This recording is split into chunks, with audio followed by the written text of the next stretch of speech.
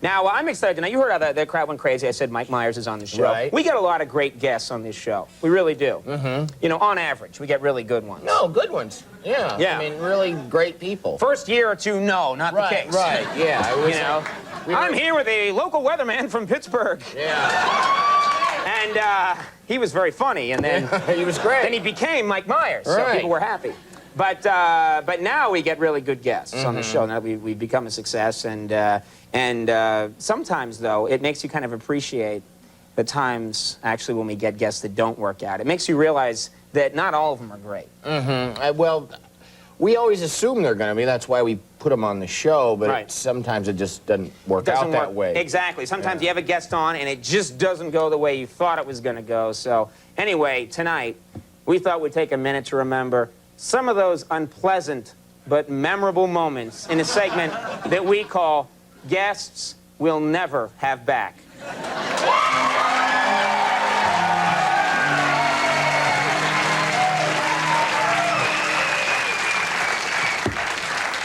If you pet it, it disappears. It goes away. All right.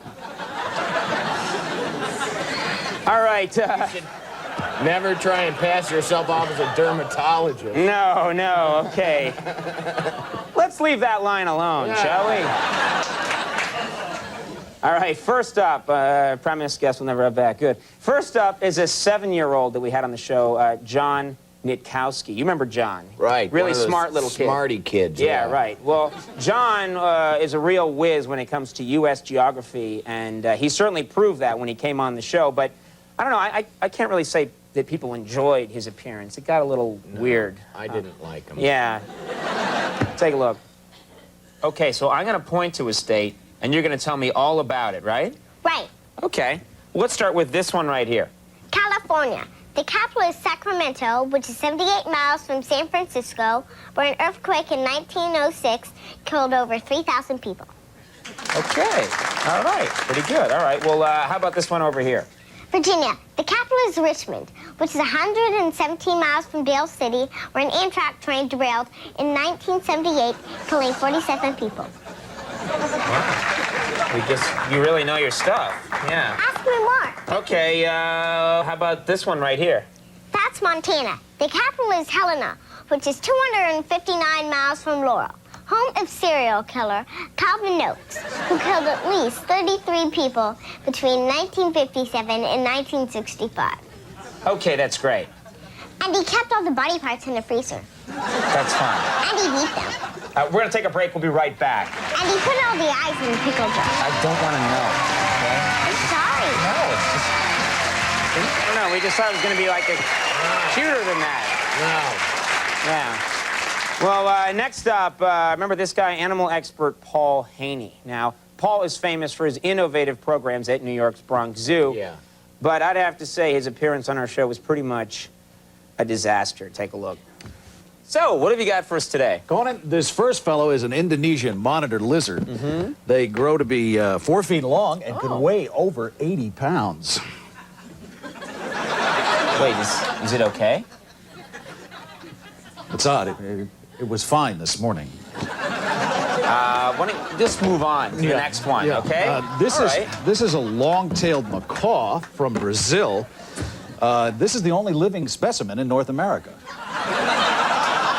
What the hell is going on here? Do you always keep all your animals sealed in Tupperware containers? Not usually, but I thought it was a good idea. I mean, they stack so nicely. Let's move on to the fox. This is a silver-coated red fox. This one's name is Freddie. I raised him myself from a cub. Oh, my God! Freddie! Oh, Freddie, we're too good for this world. Give him to me. He's gone. There's nothing we can do. We'll take a break. We'll be right back. Andy, no. Just don't. No. Just leave it shut. No. All right, well, that was unpleasant.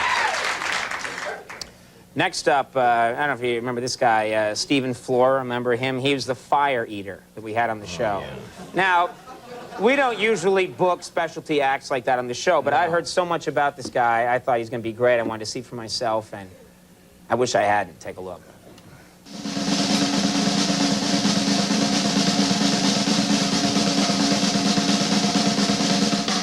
Incredible! That was amazing. That's nothing. If you like that, Conan, you're gonna love this. George. Now, this remote, Conan. When I count to 3, I'll say now. Press the button. Okay. Press this button. Okay. Ready? 1, 2, 3. Now! Ta-da! What do you think? What do you think? Great.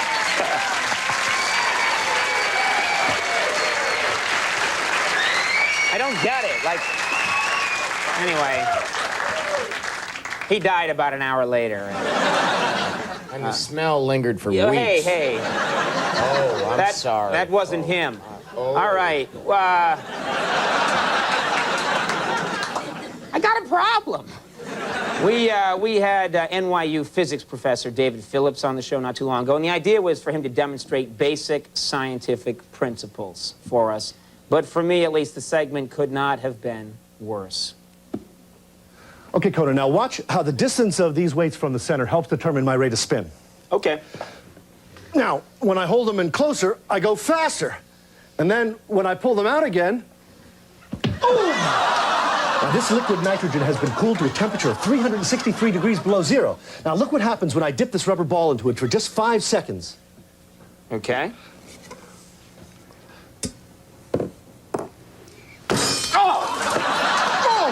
Now, the cinder block has so much mass that all the energy from the sledgehammer will go into smashing it and not you. Well, wait a second. You're not going to hit me in the crotch. No, I promise I won't hit you in the crotch. Not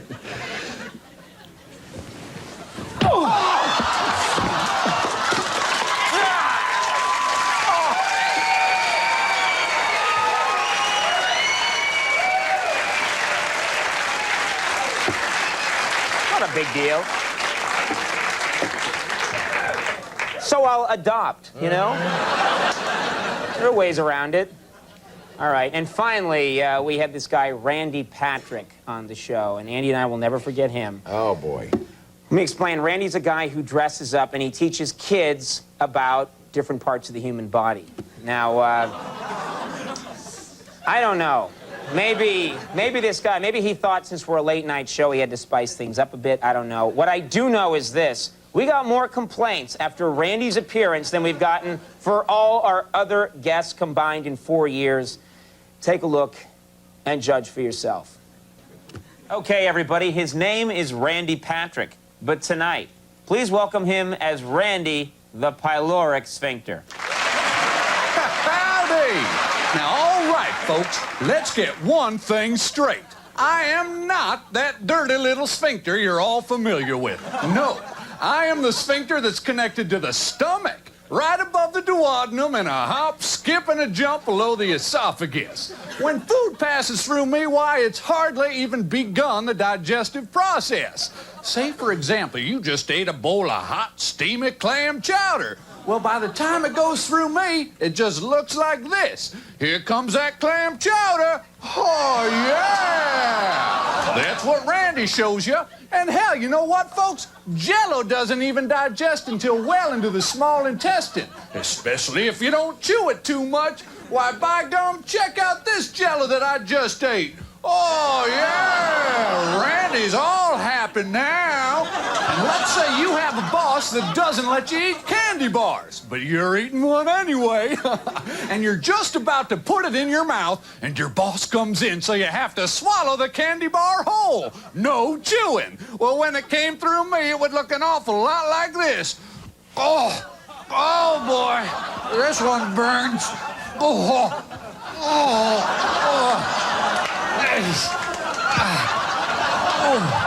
That's okay. Great, Randy. I think we learned enough for today. That's great. Randy Patrick, everybody. Stop. There you go. Now,